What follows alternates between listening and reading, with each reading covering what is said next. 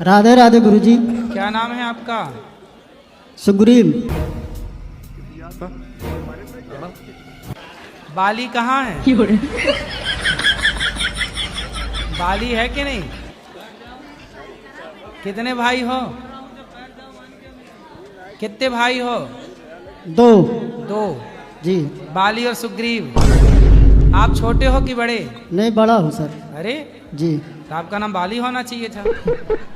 सुग्रीव, चलो ये बताओ, सुग्रीव सुग्रीव कहाँ के राजा थे?